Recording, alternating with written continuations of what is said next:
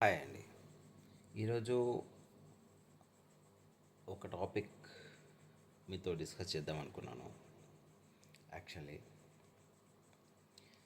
ప్రతి ఒక్కళ్ళు ఏమనుకుంటారంటే ఈ లైఫ్ ఇంతే, ఇంకా మేము ఎప్పుడు పైకి రాము, ఇంకెప్పుడు మనకి ఎప్పుడు పాజిటివ్ జరగదు, అంత నెగిటివ్ జరుగుతుంది అని అనుకుంటూ ఉంటారు.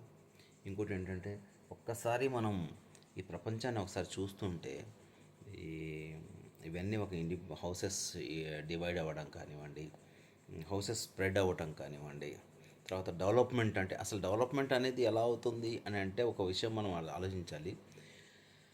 ఫ్యామిలీస్ డివైడ్ అవుతూ, అంటే ఫర్ ఎగ్జాంపుల్ ఒక కుటుంబంలో ఒక 10 మంది ఉన్నారనుకోండి. ఆ 10 మందిలో పేరెంట్స్ ఇద్దరు, మళ్ళీ వాళ్ళ పేరెంట్స్ ఇద్దరు, 4 మెంబర్స్ తీసేసి మిగతా 6 మెంబర్స్ డివైడ్ అయిపోయి మళ్ళీ 6 ఫ్యామిలీస్గా డివైడ్ అవ్వడం. అట్లా ఈచ్ అండ్ ఎవ్రీ సొసైటీ కానివ్వండి, ఈచ్ అండ్ ఎవ్రీ విలేజ్ కానివ్వండి, ఈచ్ అండ్ ఎవ్రీ టౌన్లో మనం క్యాలిక్యులేట్ చేసుకుంటే అలా స్ప్రెడ్ అవుతూ వస్తుంది. దాన్నే మనం డెవలప్మెంట్ అనే ఒక బ్రాండ్ ఇచ్చేస్తున్నాము.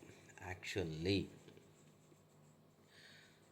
మన పేరెంట్స్, అమ్మ నాన్నని మనం వదిలేసి మనం మర్చిపోతూ వాళ్ళ యొక్క ప్రేమ ఆప్యాయతను మనం గుర్తించకుండా, మనం వాళ్ళు చేసిన త్యాగాలని మనం పట్టించుకోకుండా, చిన్నప్పటి నుంచి మనము ఎంతో చేసినా కానీ ఏం చేసినా కానీ మనం పట్టించుకోకుండా అన్ మన అన్నల్ని, అంటే అన్న కానివ్వచ్చు, చెల్లి కావచ్చు, అక్క కావచ్చు, ఎవరైనా కానీ చిన్నప్పుడు వాళ్ళతో గొడవ పడుతూ ఒక్కసారి మనం గొడవ పడి మళ్ళీ 1 వీక్లోనే, 1 వీక్ కూడా కాదు అసలు, నెక్స్ట్ డే ఆ సాయంత్రం ఇమ్మీడియట్గా ఈవినింగే మనం ఇమ్మీడియట్గా మాట్లాడి మళ్ళీ ఆ థ్రిల్ అనమాట. అంటే ఆ ఇంట్లో గొడవ పెట్టి చిన్నప్పుడు గొడవ పడుతూ మళ్ళీ మాట్లాడుకోవడం, మళ్ళీ గొడవ పడటము, మళ్ళీ పేరెంట్స్ మనల్ని సంజాయించడం, పేరెంట్స్ కలిసి ఉండండి అని చెప్పడము, ప్రతి ఒక్క చిన్న చాక్లెట్ కోసం కానివ్వండి, ఫుడ్ కోసం కానివ్వండి, డ్రెస్సెస్ కోసం కానివ్వండి, ఒక ఆట వస్తువుల కోసం కానివ్వండి, ప్రతిరోజు గొడవ పడినా 25 సంవత్సరాల వరకు ఎటువంటి కలుషితం లేకుండా ఉన్న ఫ్యామిలీస్ ఇళ్ళల్లో, గుర్తుపెట్టుకోండి నేను చెప్పేది, ఇళ్ళల్లో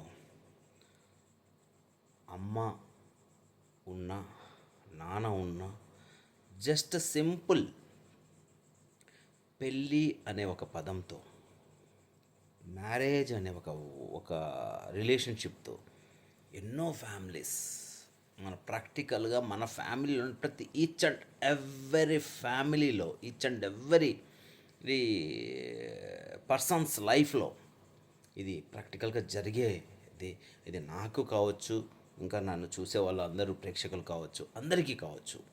కాబట్టి నేను ఒకటే చెప్తున్నానండి, నా ఆలోచన ప్రకారం నేను మీతో షేర్ చేసుకుంటున్నాను. యాజ్ ఎ ఫ్యామిలీ మెంబర్గా, మీరే నాకు ఫ్యామిలీ మెంబర్స్. నాకు కోర్స్ మా ఫ్యామిలీ మెంబర్స్ ఉండొచ్చు, కాదన్ను, కానీ నన్ను ప్రోత్సహిస్తూ, నన్ను కోఆపరేట్ చేస్తూ, నన్ను ఇంతవరకు తీసుకొచ్చిన మీరు, మీతో తప్ప నేను ఎవరితో షేర్ చేయాలి. కాబట్టి అందుకే నేను ఓపెన్గా, మీరు ఏమనుకున్నా నా మనసులో మాటలు మీతో షేర్ చేసుకుంటున్నాను. కాబట్టి మనం ఏంటంటే ప్రతి తల్లిదండ్రులు కలిసి ఉండాలి, కలిసి ఉండాలి, నేను బతుకున్నంత వరకు కలిసి ఉండాలి. వాళ్ళు వాళ్ళు పాపం వాళ్ళ శాలరీస్ ఎంత వస్తుందో తెలియదు, వాళ్ళు ఏం చేస్తున్నారో తెలియదు, ఎంతమంది పిల్లలు ఉన్నా కానీ ఎటువంటి బ్యాక్ స్టెప్ వేయకుండా, ఎక్కడ కాంప్రమైజ్ అవ్వకుండా, నా నా పిల్లలు నాలా కష్టపడకూడదు అనే ఒక్క కాన్సెప్ట్తో ఇంతవరకు తీసుకొస్తే, మనము మన లైఫ్లో మనకు తోడు ఉండడానికి వాళ్ళు ఎంతో ఇటు తరాలు అటు తరాలు చూసి పెళ్ళిళ్ళు చేసి, కోర్స్ మనం ఇష్టపడి పెళ్లి చేసుకున్నా, లేకపోతే పేరెంట్స్ అరేంజ్ మ్యారేజ్ చేసినా, ఏం చేసినా కానీ ఒక తోడైతే తీసుకొచ్చిన తర్వాత అన్న తమ్ముడు విషయంలో విభేదాలు, అమ్మ కోడల విషయంలో విభేదాలు, అమ్మ కొడుకు విషయంలో విభేదాలు, తండ్రి కొడుకు విషయంలో విభేదాలు, కొడుకు కోడల విషయంలో, సారీ, తండ్రి కోడల విషయంలో విభేదాలు. ఏంటి అసలు ఎక్కడ ఎక్కడ మన సంస్కృతి కానివ్వండి, ఏదైనా కానివ్వండి, మనం ఎక్కడికి వెళ్తున్నాం అంటే అమ్మతో ఫ్రీగా మాట్లాడకూడదు, తండ్రిని పేరెంట్స్తో ఫ్రీగా మాట్లాడకూడదు.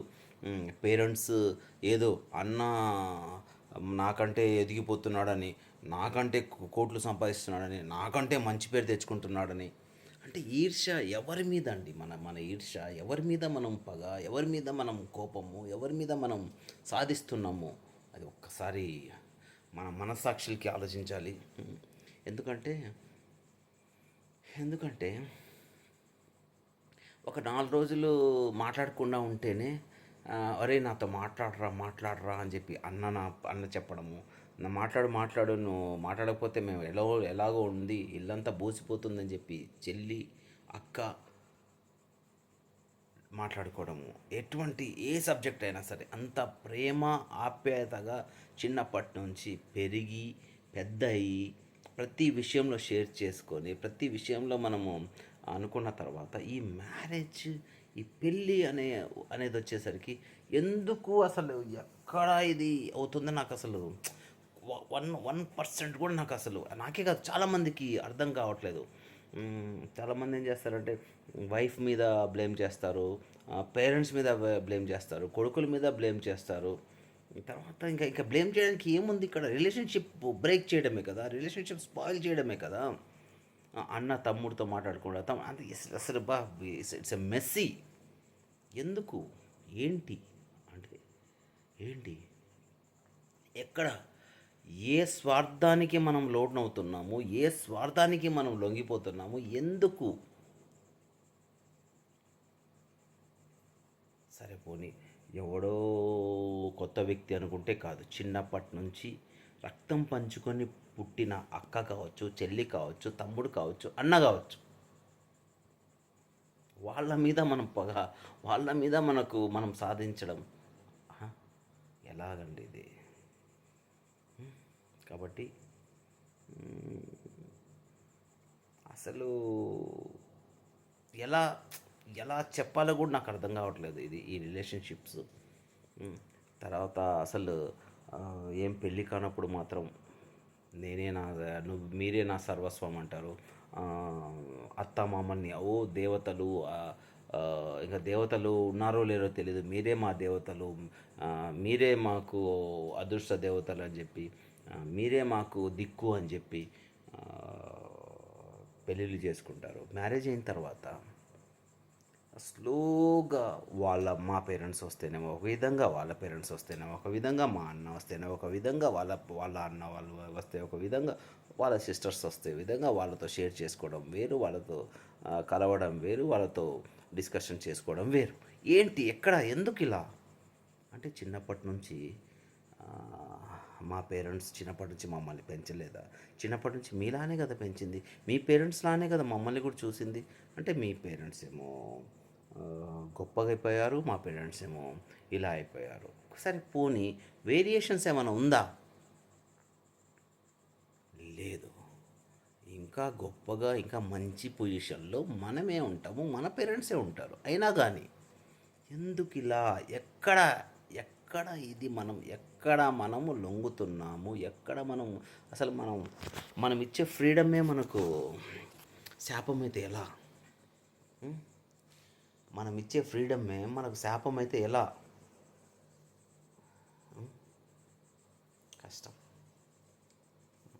ఎవడో ఫ్రెండ్ దగ్గర అలా అయింది అంటే అనుకోవచ్చు, ఎవరో కొలీగ్ దగ్గర అలా అయింది అంటే అనుకోవచ్చు, ఏదో దూరపు వ్యక్తులు ఎవరెవరో ముఖం తెలియని పరిచయ వ్యవస్థలు అలా చేశారంటే అనుకోవచ్చు. లైఫ్ లాంగ్ జీవితాంతం పంచుకోవాల్సిన మీరు, లైఫ్ లాంగ్ పంచుకోవాల్సిన వైఫ్ కావచ్చు, అత్తమామలు కావచ్చు, అన్న కావచ్చు, అమ్మ నాన్న కావచ్చు, ఎవరైనా కావచ్చు, కానీ ఎందుకు? ఎక్కడ ఈ బ్రేక్? ఎక్కడ ఈ డివైడింగ్ అండ్ రూల్? ఏం సాధించడానికి? ఏం చేయడానికి? ఇప్పుడు మనం నెక్స్ట్ వచ్చే తరాలకు మనం ఏం ఏం చెప్పబోతున్నాం?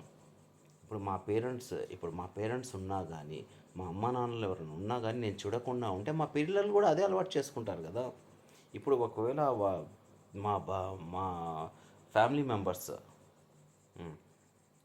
మెంబర్స్ ఎవరైనా కానీ వచ్చే వాళ్ళని అలానే ట్రీట్ చేస్తే, అన్నదమ్ముల్లో గొడవలు పెట్టడం కానీ, అత్త కోడళ్ళలో గొడవలు పెట్టడం కానీ అలా చేసుకుంటూ పోతే వాళ్ళ పిల్లలు కూడా అలానే చేస్తారని తెలీదా?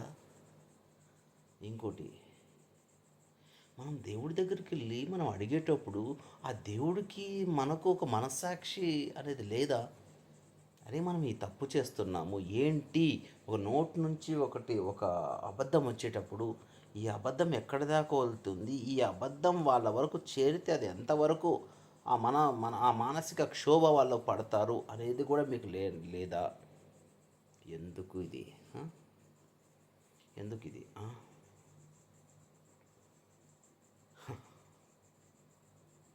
ఇది ఎవరి పర్సనల్గా నేను డిస్కస్ చేయట్లేదు. నా లైఫ్లో నాతో జరిగిన ఇన్సిడెంట్స్, నాతో జరుగుతున్న ఇన్సిడెంట్స్ కూడా నేను మీతో షేర్ చేసుకుంటున్నాను. ఓ ఇంకెందుకు, నువ్వే నా సర్వస్వం, నువ్వే నా ప్రపంచం, నువ్వే నా ఇది అది అని చెప్పి చిన్నగా వాళ్ళ పేరెంట్స్ని తీసుకొచ్చి పెంట చేసి అది కావాలి ఇది కావాలి అని చెప్పి ఇది కూడా ఇప్పించలేవా, ఇది కూడా చేయలేవా? ఏదో అమెరికాలో పుట్టినట్టు, ఏదో అమెరికాలో చేసినట్టు టమాటాలు కూడా ఇదేంటి అనే స్టేజ్కి వచ్చేసి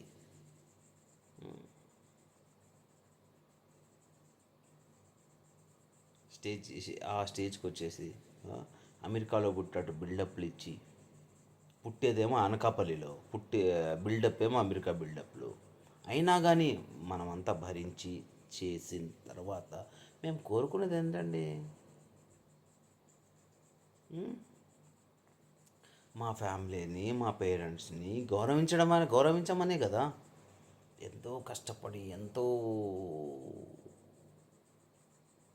టైం అనేది ఆలోచించకుండా ఇంటికి వస్తే కొంచెం నవ్వుతూ పలకరించి కొంచెం రెస్పెక్ట్ ఇస్తే ఎంత హ్యాపీగా ఉంటుందండి. ఎందుకండి ఈ జన్మ మనకు ఉండేది ఒకే ఒక జన్మ.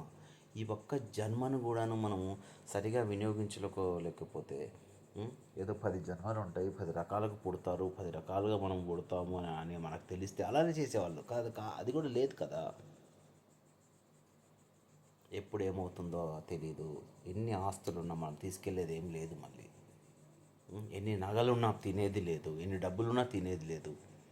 జస్ట్ మన అవసరానికి వాడుకోవడానికి మాత్రమే పనికొచ్చే ఈ వస్తువులు, వాడుకోవడానికి మాత్రమే పనికొచ్చే ఈ డబ్బు రిలేషన్షిప్ని డౌన్ చేస్తూ, రిలేషన్షిప్ని డ్యామేజ్ చేస్తూ, తల్లి ప్రేమను, తండ్రి ప్రేమను, అన్న చెల్లెళ్ళ ప్రేమల్ని దూరం చేస్తుంది అని అంటే మీరు గౌరవించాల్సింది ఎవరికండి?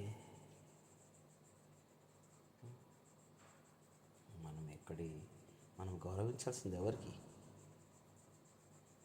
మన పేరెంట్స్ని మనం గౌరవిస్తున్నాం. అదే ప్రేమ ఆప్యాయత మీలో కూడా ఉంటే ఎంత ఎంత బాగుంటుంది అసలు. ఒక్కసారి ఇమాజిన్ చేసుకోండి ఆ హ్యాపీనెస్ని ఎందుకు మిస్ అవుతున్నాం మనము? ఆ హ్యాపీనెస్ని? ఒకసారి నా చిన్నప్పుడు విషయం నేను మీతో మాట్లాడతాను. ఏంటంటే, పాపం మా నాన్న, ఆయన దగ్గర పాపం డబ్బులు ఉన్నాయో లేదో తెలీదు. వచ్చాము, ఇలానే బయటికి వెళ్ళాము. నేను అన్నీ చూస్తున్నాను అనమాట, బయట అన్నీ ఇట్లా అన్నీ చూస్తున్నాను. అది ఇది అరే ఏది కావాలి, అరే అరే అది తింటావా, ఇది తింటావా, ఇది అంటున్నాడే కానీ ఏది అంటే చిన్నప్పుడు అనమాట. అంటే ఆల్మోస్ట్ 5th 6th క్లాస్, అంటే almost 25 years back, 25 years back అనుకోండి. అయితే ఏది చెప్పినా కానీ అరే అది పొల్యూషన్ ఉంటుంది, ఇది పొల్యూషన్ ఉంటుంది, ఇంట్లోకి వెళ్ళి చేసుకోవాలి అని చెప్పి, ఎందుకు డబ్బులు లేవు అనే ఆ పదం చెప్పకుండా ఇంటికి తీసుకెళ్ళి ఇంట్లో తయారు చేసి మరి అల్లారు ముద్దుగా పెంచి తీసుకొచ్చిన ఇక్కడి దాకా ఆ పేరెంట్స్ని మనం ఏమిచ్చామండి ఇంతవరకు? ఎటువంటి స్వార్థం లేకుండా, ఏం లేకుండా వాళ్ళు మనల్ని ఇంత చేస్తే చివరికి మీరిచ్చే గిఫ్ట్, చివరికి మనం ఇచ్చే గిఫ్ట్ ఏంటి వాళ్ళకు? ఏంటి? ఒక అమ్మాయి కోసం ఒక పిచ్చి పిచ్చి మాటల కోసం తల్లిదండ్రులను దూరం చేసుకోవటమా? ఒక పిచ్చి పిచ్చి మాటల కోసం అన్నం దూరం చేసుకోవటమా? ఒక పిచ్చి పిచ్చి మాటల కోసం వదినలను దూరం చేసుకోవటమా? పిచ్చి పిచ్చి మాటల కోసం తమ్ముళ్ళను, అన్నలను, అక్కలను దూరం చేసుకోవటమా? జస్టిఫికేషన్ మన దగ్గర లేనప్పుడు, మన మనస్సాక్షి మాటల్ని మనం వినకుండా ఏదేదో మనం ఆలోచించుకుంటూ, ఎవరో ఏదో చెప్పారు, ఏదో ఆశపడి, అవమానాలు పడి, ఎవరికి అంతు చిక్కకుండా పిచ్చి పిచ్చిగా బిహేవ్ చేసుకుంటూ మన సెల్ఫ్ స్వార్థాలకు మనం చేసుకుంటూ పోతే ఈ డివైడింగ్, ఈ డెవలప్మెంట్ అనే పదం వాడి ఒక్కసారి మొన్నటిదాకా ఒక ఇల్లు ఉందండి, ఇప్పుడు 10 ఇల్లులు వచ్చేసాయండి అని గ్రేట్గా చెప్పుకుంటారు కొంతమంది ఊర్లలో, కొంతమంది సిటీలో. అరే మొన్నటిదాకా లాస్ట్ ఇయర్ వరకు 4 ఇల్లులు ఉన్నాయండి, ఇప్పుడు 10 ఇల్లులు వచ్చాయండి. 10 కుటుంబాలు రాలేదు అక్కడ. కుటుంబం అంటే వైఫ్ అండ్ హస్బెండ్ కాదండి. కుటుంబం అంటే అత్త, మామ, పెద్దమ్మ, అంటే అమ్మమ్మ, అమ్మమ్మ, తరాలు తరాలు తరాలు తరాలు కలిసి ఉండడాన్ని కుటుంబం అంటారు. అది ఎక్కడుందండి ఇప్పుడు మన దగ్గర? అది కాదు కదా మనం, అది కదా మనకు కావాల్సింది. ఒక యూనిటీ, ఒక బలము, ఒక సొసైటీలో చూడడానికి మన పిల్లలకు తరాల తరాలకు మనకు కావాల్సిన ప్రేమ, ఆప్యాయత అందులోనే కదండి ఉండేది. అనవసరమైన స్వార్థాలకు పోయి, సెల్ఫిష్కి వెళ్ళి, ఏదో మనం సంపాదించిందంతా వాళ్ళ పేరెంట్స్ తింటున్నారు, సంపాదించిందంతా వీళ్ళ పేరెంట్స్ తింటున్నారు, అనవసరంగా వాళ్ళ తమ్ముడు తింటున్నాడు, అనవసరంగా అక్క తింటుంది, చెల్లి తింటుంది అని అనుకొని కుటుంబం నుంచి బయటికి వచ్చి సాధించిందేంటి? లాస్ట్కి మన పిల్లలకి మనం స్కూల్ ఫీజులు కూడా సరిగా కట్టుకోలేని పరిస్థితులు, రెంట్స్ కూడా మనం కరెక్ట్ టైంకి ఇవ్వని పరిస్థితి, పెట్రోల్ అయిపోతే పెట్రోల్ సరిగా మనము పోయలేని పరిస్థితి, జీతం రాకపోతే కుక్కల మాదిరిగా మళ్ళీ వెయిట్ చేసుకుంటూ, మళ్ళీ 1వ తారీఖుకి వెయిట్ చేసుకుంటూ ఉండే పరిస్థితిలో ఉన్నప్పుడు ఎట్లా? ఏం మనం మనం మన పిల్లలకి, మన రాబోయే భవిష్యత్తులో మన పిల్లలకి ఒక కుటుంబము, ఒక ఫ్యామిలీ అనేది ఎలా చెప్పబోతున్నాం, ఎలా ఇవ్వబోతున్నాం? అంటే అంటే ఇంతకుముందు ఉమ్మడి అంటే ఒక ఒక ఒక స్టోరీలుగా చెప్పుకోవడం అనమాట. అరే ఇంతకుముందు మా తాత ముత్తాతలు కలిసి ఉండేవాళ్ళు, అరే అందరు కలిసి ఉండేవాళ్ళు, విలేజ్లో ఇల్లు ఇంత పెద్దగా ఉండేది, పెద్ద ఫ్యామిలీ. అంటే ఇప్పుడు ఎక్కడుందండి ఆ ఫ్యామిలీ? ఇప్పుడు ఏమైందండి ఫ్యామిలీస్ అవన్నీ? ఆ ప్రేమ ఆప్యాయతలను ఎవరున్నాయి? ఎక్కడ ఎవరి ద్వారా మనం ఎవరి ద్వారా క్లాషెస్ వస్తున్నాయి? ఎవరు మన మన ప్రేమ ఆప్యాయతల్ని పాయిజన్గా మార్చే ఆ పాయిజన్ని మనం ఎందుకు ప్రోత్సహిస్తున్నాం? మనం ఎందుకు సపోర్ట్ చేస్తున్నాం? మనకు తెలియకుండానే మనం వాళ్ళ కంట్రోల్లోకి ఎందుకు వెళ్ళిపోతున్నాం? No answers. నా దగ్గర లేదు, మీ దగ్గర లేదు, ఎవరి దగ్గర లేదు.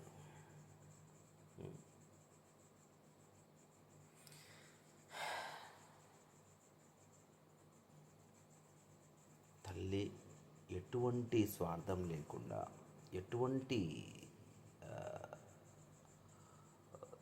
వాళ్ళ కోసం ఏం లేకుండా మనకంటూ ఒక సొసైటీలో గుర్తింపు ఇచ్చి, మనకంటూ ఒక ప్రాపర్టీస్ ఇచ్చి, చదువులు ఇచ్చి, అంతా ఇచ్చిన తర్వాత మనం వాళ్ళనే గౌరవించకపోతే, మనం దూరం చేసుకుంటే ఏ దేవుడు మనల్ని క్షమిస్తాడు? ఏ ఏ బ్లెస్సింగ్స్ మన ఎమ్మట వస్తాయి? ఇంకా చాలామందిని చూశాను నేను. అరే నేను అమెరికాకి వెళ్ళి చదువుకుంటూ, అంటే చాలామంది పేరెంట్స్కి ఫాల్స్ కమిట్మెంట్స్ ఇస్తారు. ఆలోచించండి బాగా. పేరెంట్స్కి ఫాల్స్ కమిట్మెంట్స్ ఇస్తారు. ఆ, ఎట్లా అంటే ఒక మంచి పాయింట్ గుర్తొచ్చింది. ఎలా అంటే, అమ్మ నేను అమెరికాకి వెళ్ళిన తర్వాత, అమెరికాలో కాలు పెట్టిన తర్వాత 2 సంవత్సరాలు రిటర్న్ వచ్చేస్తాను, 4 సంవత్సరాలు డబ్బు సంపాదించుకొని వచ్చేస్తాను, 5 సంవత్సరాల్లో వచ్చేస్తాను, తర్వాత ఇంక ఇక్కడే సెటిల్ అయిపోతాను, అది చేస్తాను ఇది చేస్తాను, నేను వెళ్ళొచ్చిన తర్వాత మన ఇల్లు మారిపోతుంది, మన ఇల్లు షేప్ మారిపోతుంది, సొసైటీలో ఒక మంచి పేరు మంచి అదంది సంపాదిద్దాము ఇక్కడ అని. అరే తీరా వెళ్ళాక ఇండియా వేస్టా? ఉం? ఈ ఊరు వేస్టా? సిటీ వేస్టా? ఇక్కడున్న కల్చర్ వేస్టా? ఇక్కడున్న మనుషులు వేస్టా? ఇక్కడున్న వెహికల్స్ వేస్టా? ఇక్కడున్న పొల్యూషన్ వేస్టా? అరే అరే ఇంకెందుకు? అరే మనము మన స్వార్థానికి మనం అక్కడికి వెళ్ళిన తర్వాత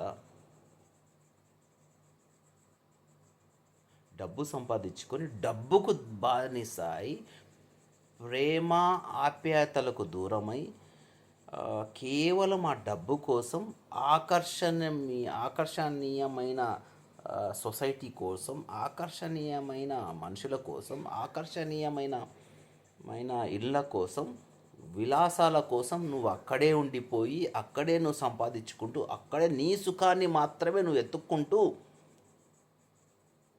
నువ్వు అక్కడ ఉండిపోతున్నావే. అరే ఆ పిల్లలు ఆ పేరెంట్స్ చిన్నప్పటి నుంచి పెంచి పెద్ద చేసి వాళ్ళ మనసులో ఉండదా? రేపొద్దున మనం కూడాను ఆ స్టేజ్కి వెళ్ళామా? మన పిల్లలు కూడాను అలా చేస్తే అంటే ఓల్డ్ ఏజ్ హోమ్లో పడేస్తాము, ఓల్డ్ ఏజ్ హోమ్స్ ఉన్నాయి, మనం చూడలేము. అది అసలు అసలు ఎట్లా? అరే అంటే మనం చేసిన వాగ్దానాలేంటి, మనం చేసే మాటలేంటి? పైకి చూడండి. అందుకే ఏది ఉన్నా సరే మన ఇండియాకి మించిన కల్చర్ ఎక్కడా లేదు. మన ఇండియాకి మించిన ఉన్న కట్టుబాట్లు కానివ్వండి, ఏదైనా సరే, ఏ రిలీజియన్కైనా సరే మనం ఇచ్చే రెస్పెక్ట్ కానివ్వండి, మన ఇండియాలో ఉన్నంత గొప్పతనం ఎక్కడ ప్రపంచంలో ఎక్కడా లేదు. అది మాత్రం మనం బల్ల గుద్ది చెప్పొచ్చు. కానీ మనము ఎక్కడికో వెళ్ళి మనము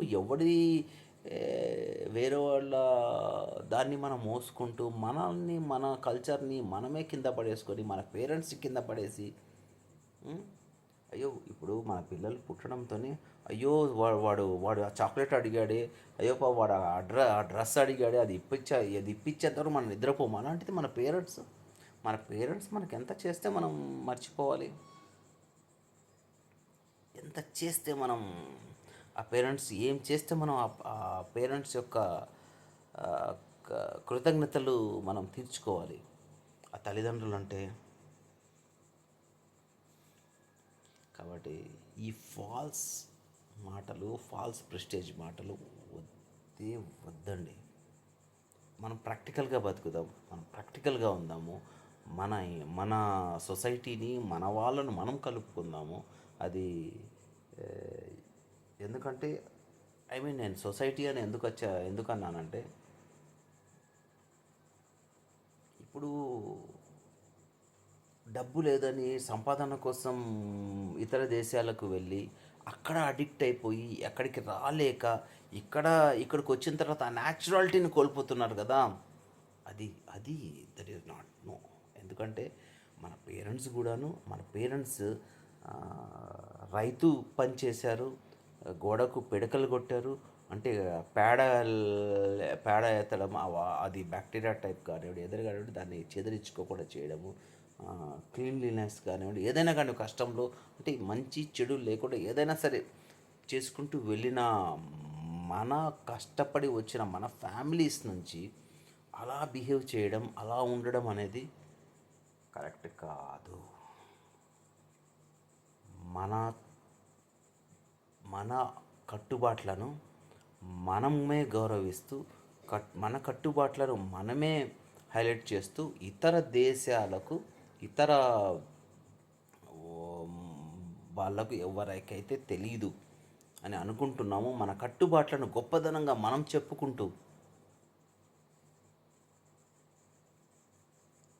మన స్ట్రెంగ్త్ని మనం పెంచుకోవాలి తప్ప మనం డౌన్ చేసుకోకూడదండి.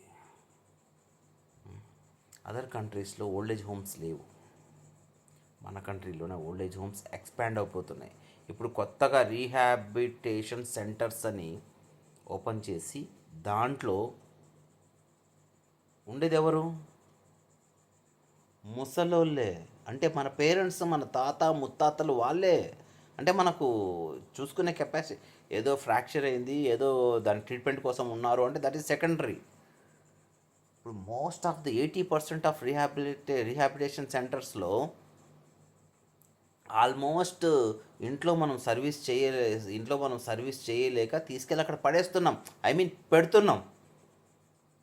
నా భాషలో పడేస్తున్నాము, మీ భాషలో పెడుతున్నాము అంతే. లేదంటే మన పేరెంట్స్ ఎంత బాధపడతారో, ఎంత వేదనకు చెందుతారో అంత మన డెవలప్మెంట్ మనము ఏదో ఇప్పుడు తాత్కాలికంగా మనం హ్యాపీగా ఉన్నామని చెప్పి మనం అనుకోవడమే. కానీ దేవుడు ఎక్కడో ఏదో ఒక రూపంలో ఆ దెబ్బ మాత్రం మనకు తగులుతుంది. ఆ దేవుడు రాసిన రాత నుంచి మనం ఎవ్వరూ తప్పించుకోలేము. ఎవ్వరు, మీరు, నేను, ఎవరైనా సరే. కాబట్టి దయచేసి ఈ ఉన్న ఒక్క ఈ జన్మని సరి అయిన రీతిలో, సరైన దారిలో మనం పెట్టి మన పూజ్యులను, పెద్దలను మనం గౌరవిస్తూ, అది ఫ్రెండ్ కావచ్చు, తల్లిదండ్రులు కావచ్చు, అన్న కావచ్చు, తమ్ముడు కావచ్చు, అక్క కావచ్చు, చెల్లి కావచ్చు, ఎవరైనా కావచ్చు, భార్య కూడా కావచ్చు, గౌరవిస్తూ మనము ఈ డెవలప్మెంట్ అనే పాయిజన్ని ఒక ఫ్యాషన్గా మార్చి డివైడ్ అండ్ రూల్ని మనం కోఆపరేట్ చేయకుండా కలిసి ఉండేటట్టు అందరు యూనిటీ ఫ్యామిలీస్ని మనం ప్రోత్సహిస్తూ, మన పేరెంట్స్ని మనం గౌరవిస్తూ, మన బలాన్ని, మన శక్తిని, మన ప్రేమ ఆప్యాయతల్ని మనం పెంచుకుంటూ ఉంటే అది ఎంత బాగుంటుంది. ఎంత బాగుంటుందండి. మన విలేజెస్ ఇప్పుడు సిటీస్లో, మోస్ట్ ఆఫ్ ద సిటీస్లో మొత్తం పొల్యూషన్, లేనిపోని కొత్త రోగాలు, కొత్త జబ్బులు మనం చూస్తున్నాం. ప్రీవియస్ ఇదంతా లేదే. కానీ తెలుసు మనకి ఇది పొల్యూషన్ అని చెప్పి. కానీ మన ఫ్యాషన్కి అలవాటు పడి, మన ఫాల్స్ ప్రెస్టేజ్కి అలవాటు పడి, మనకు తెలిసినా కానీ మనం ఆ తప్పులు చేసుకుంటూనే వెళ్తున్నాం. కాబట్టి ఖచ్చితంగా మనం ఒక సిస్టమ్ని, పేరెంట్స్ యొక్క ప్రేమను పొంది మన పిల్లల్ని కూడాను, ఆ సొసైటీని, మన పిల్లని ఎలా మనం వాటి గురించి, పురాతనాల గురించి, అంటే మన పేరెంట్స్ గురించి, అందరి గురించి చెప్పుకుంటూ డిఫరెన్సెస్ లేకుండా ఎలా కలుపుకుంటూ వెళ్తామో, ఎలా పేషెన్సీని, ఓపికను, మనం ఆలోచన శక్తిని మన పిల్లలకి మనం ఎప్పుడు ఇస్తామో అప్పుడే ఆ కుటుంబం చాలా గొప్పగా, చాలా ఎత్తుగా వెళ్ళి ఆ గొప్ప పేరు ఆటోమేటిక్గా ఆ సొసైటీలో వచ్చేస్తుంది అంతే. అది ఈరోజు డబ్బు వచ్చింది, కానీ రేపు డబ్బు ఉండదా, డబ్బు పర్మనెంట్గా ఉంటుందని ఎవరికి తెలియదు, ఎవరికి రాదు కూడాను.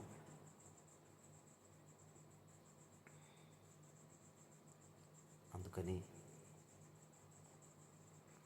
ఖచ్చితంగా మన పేరెంట్స్ని మనం గౌరవిస్తూ, అందరినీ వాళ్ళ బ్లెస్సింగ్స్ని తీసుకుంటూ, మన పిల్లలకి ఆ బ్లెస్సింగ్స్ వచ్చేటట్టు చూస్తూ, మన తరతరాలు సంతోషంగా ఉండే ప్లాన్స్ మనం చేస్తూ, అంటే తరతరాలు సంతోషంగా ఉండేదంటే యూనిటీ ఫ్యామిలీసే. అప్పుడే ఎవరైనా మన జోలికి వచ్చినా, ఎవరైనా ఏం చేసినా, అరే మన బలం అనేది ఒకటి ఉంటుంది. కాబట్టి ఆ అనే దాన్ని మనం దూరం చేసుకోవద్దు. చిన్న చిన్న కోపాలకు, చిన్న చిన్న తాపాలకు, చిన్న చిన్న ప్రెస్టేజెస్కి వాటికి మనం అడిక్ట్ అయ్యి వాటికి మనం మన హెల్త్ ఖరాబ్ చేసుకుని వాటి కోసం మనం ఇదవ్వడం కరెక్ట్ కాదు. కాబట్టి నేను ఎక్కువసేపు మీ మనసు బాధ కలిగించుంటే మీకు నన్ను క్షమించండి. నా మనసులో ఏదో చెప్పాలనుకుంటున్నాను చెప్పేశాను. నాకు తెలుగు నా ప్రొనౌన్సేషన్, నా మాటలు, నా పదాలు ఏమన్నా మీకు తప్పుగా అనిపించుంటే సారీ. ఇది ఎవరిని ఉద్దేశించి కానీ ఎవరిని కాదు, నా మనసులో ఉన్న బాధను మీతో పంచుకుంటున్నాను అంతే, ఇంకేం లేదు. కానీ చాలా నా ఎక్స్పీరియన్స్లో ఏంటంటే నాకు పరిచయమైన వాళ్ళు కూడా అలానే ఉన్నారు. నా లైఫ్లోకి వచ్చి వెళ్ళిపోయిన వాళ్ళు కూడా అలానే ఉన్నారు. ఆ ఘోరం మనీ మనీ మనీ మనీ, ఆ నోరు తెరిస్తే ఆ అబద్ధాలు ఎట్లా వస్తాయంటే, అబద్ధాలు ఎట్లా వస్తాయండి? మనస్సాక్షి లేదా దానికి? ఆ అబద్ధాలకి లిమిట్ లేదా? కానీ లేదండి. ఇప్పటికీ నేను చాలాసేపు మాట్లాడాను మీతో, ఇప్పటికే నేను చాలాసార్లు డిస్కస్ చేశాను, చాలాసేపు. ఎనీవే, చాలా ధన్యవాదాలు మీ అందరికీ. మీ బ్లెస్సింగ్స్తో మళ్ళీ నేను నెక్స్ట్ లైవ్ కానీ లేకపోతే ఇంకా నెక్స్ట్ టాపిక్తో నేను మీ ముందుకు వస్తానని కోరుకుంటూ, మీ అక్షర్.